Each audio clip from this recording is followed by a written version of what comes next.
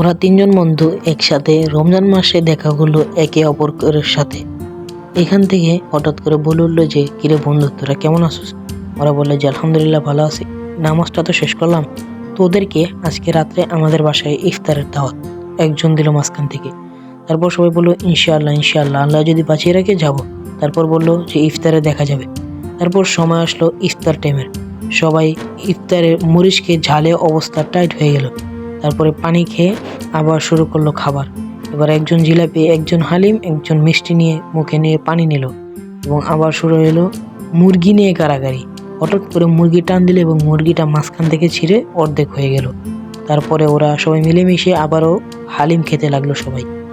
এরই মাঝে শেষ হয়ে গেল আমাদের এই ভিডিওটি। তো গাইস, আপনাদের কাছে একটা কথা আছে। তো আপনারা তো সকলে জানেন আমার আগের এডিটর মিস্টার রাডব আইডিটা ব্যান হয়ে গিয়েছে, ইউটিউব থেকে সাসপেন্ড করে দিয়েছে। কী কারণে আমি সঠিক বলতে পারি না। আমার ওই চ্যানেলটাতে 63 জন সাবস্ক্রাইবার ছিল। আমি চাই আপনারা 2 সপ্তাহের ভিতরে আমার এই আইডিতে 63 জন সাবস্ক্রাইব বানিয়ে দিন। সকলে ভালো থাকবেন। আল্লাহ হাফেজ।